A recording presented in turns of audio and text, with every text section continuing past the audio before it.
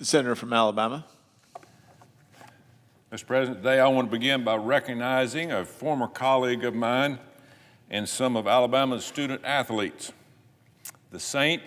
James Academy Trojans in Montgomery, Alabama recently won the Class 3A football state championship for the first time in school history.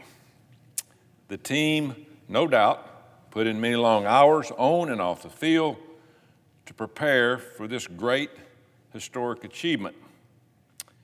Winning is always fun, but the lessons learned about dedication, discipline, perseverance will stay with these young men and coaches forever. I also want to extend a special congrats to the Trojans coach, Jimmy Perry, on this state championship and his recent retirement announcement. What a way to go out. I first met Coach Perry when I hired him in 1999 to be the director of football operations at Auburn University. It was clear then that he had a very bright future ahead of him in the world of coaching, and it's fitting that his coaching career ended with this historic victory. So, congratulations to Coach Perry and his team at St. James Academy. I wish them all the best, and Coach all the best in future endeavors. Mr. President, last week I spent time on the floor urging my colleagues to prioritize freedom in the 118th Congress. By learning from the mistakes of overregulation in the past, we can focus on creating a brighter future and a more prosperous future for all Americans. We should be doing everything we can to fix the problems created by the government and get Americans back on their feet by unleashing our economic potential and opening doors of opportunity.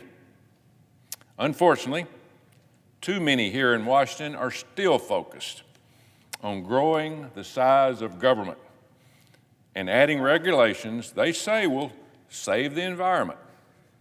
However, very rarely does making the government larger benefit the American taxpayers and the American citizens in this country. For decades, fans of big government have used climate change warnings to grow their power. Decades, as long as I can remember. They have claimed we're near the edge of a climate cliff, a prediction they know is impossible to prove and has never come true. Of course, they claim the only solution to this cooked-up crisis is for you, the American taxpayer, to sacrifice even more of your freedoms to tackle this so-called climate dilemma. This sacrifice won't come from the elites who flew their private jets to Switzerland just a few weeks ago, the ones that are crowing about this. They flew it just a couple of weeks ago to lectures, and they're lecturing while they're there the working families of this country. No, these sacrifices are expected to be made by average, hardworking American taxpayers. That's what they want. They want you to give up your affordable gas for imported fuel that's triple the cost. They want you to give up your ground beef for overpriced and underwhelming meat substitutes. They want you to give up affordable, abundant, clean energy we could produce right here in America for the enormous cost of green energy policies. They even want you to be banned from cooking on gas stoves because how you cook in your own kitchen is now the government's business. They want our farmers to cut back and worry about emissions while they're focused on feeding the country and the rest of the world, which is a huge priority. And most importantly, they expect you, the American taxpayer, to foot the bill for their radical climate agenda. obviously. Well, I think I speak for most Americans when they say, no way. We should say no way to overpriced electric cars that are made with cobalt, processed, and sold by China, and plugged into a charger that's powered by fossil fuels anyway. How do we come up with electricity? By fossil fuels. No to fake meats, products that taste as bad as their price and will eventually kill our livestock producers' way of life. What are we trying to do? Put our farmers out of business? Exactly. That's what the climate agenda is about. Even though, as we all know, our food security is national security, and we should be promoting domestic food production by protecting our nation's farmers in every possible way we can. Every way. We say no to unreliable energy sources and the skyrocketing utility bills we're seeing today. Because America cannot operate and achieve economic success without fossil fuels. It is impossible. I don't know what we're trying to prove. It will come back, but hopefully it's not the sacrifice of the American taxpayer.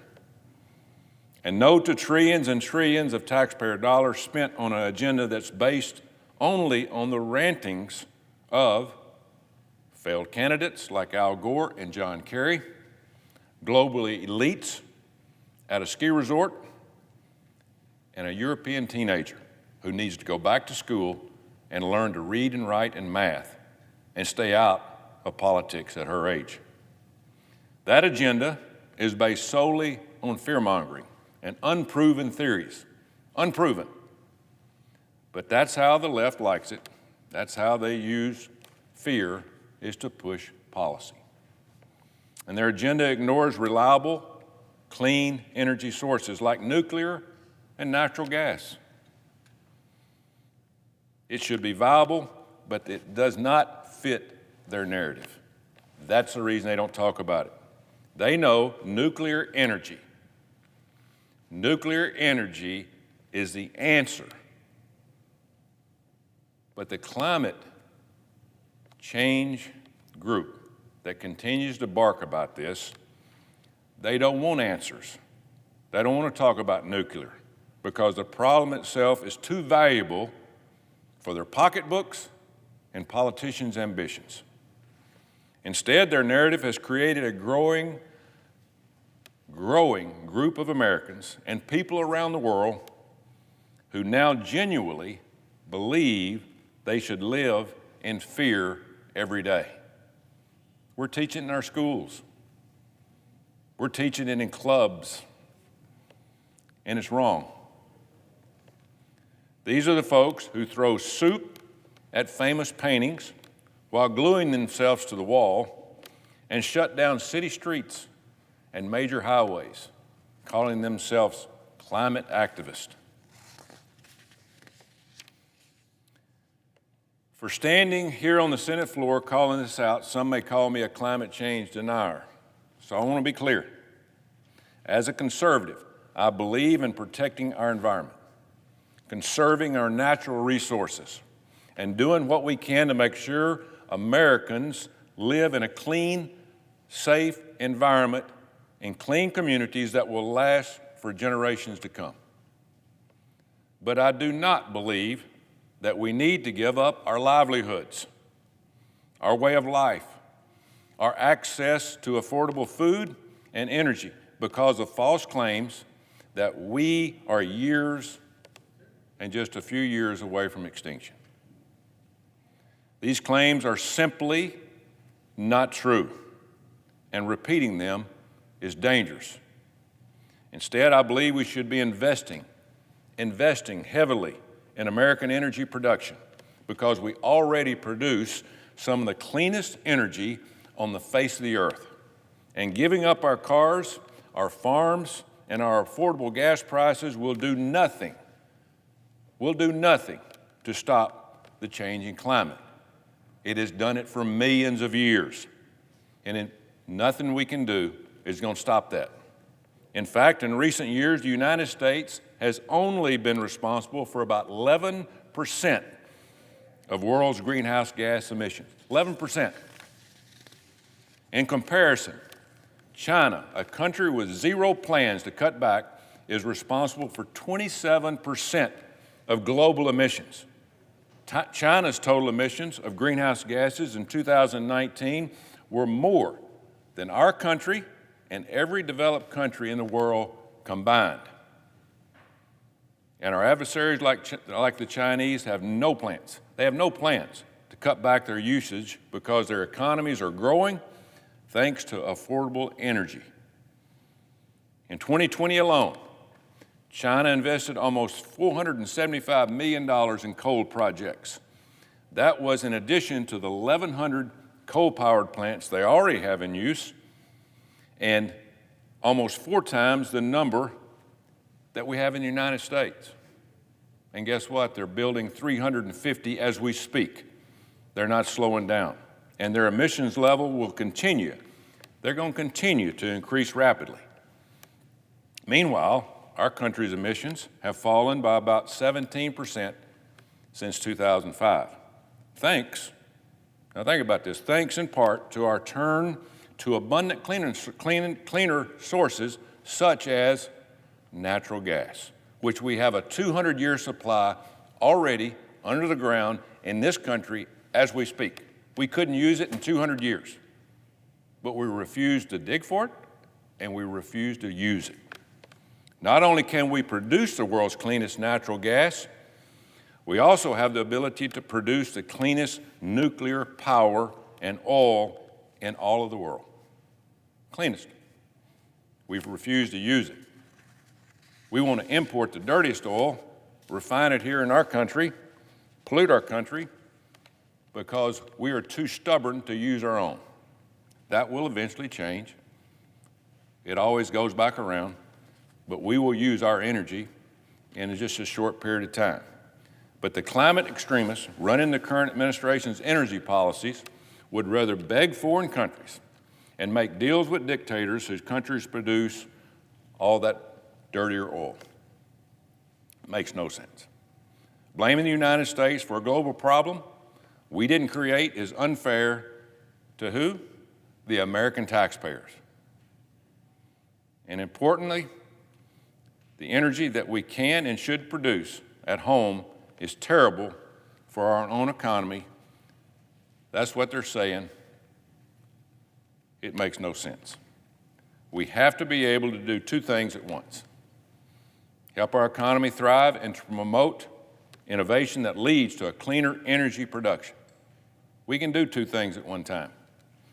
But a cult-like obsession with climate alarmism is making us weaker and poor in the name of a problem created by politicians. I am calling for common sense solutions.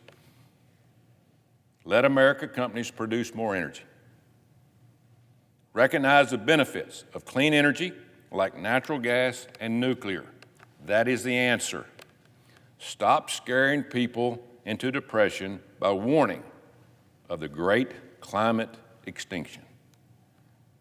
Fear is a terrible thing to use. It's not true, and we should focus on solutions that will actually help our people. Last year, I introduced the Restoring American Energy Independence Act. This bill would have reversed President Biden's shutdown of American energy and returned American energy to full production. Of course, it went nowhere with a Democrat-controlled Senate. Didn't get to first base. I hope to see this legislation and other sensible energy solutions put forth in this Congress. Sooner or later, we're going to use common sense.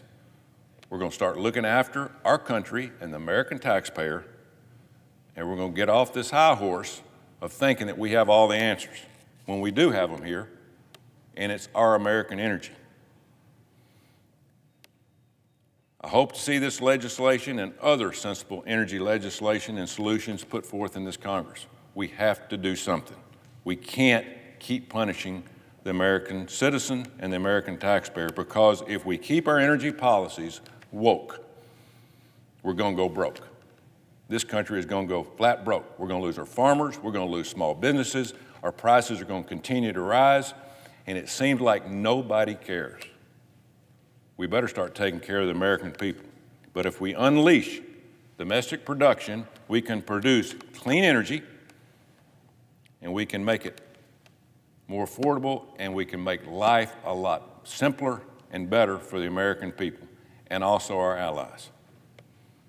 Let's wake up and smell the roses. Mr. President, I notice the absence of quorum.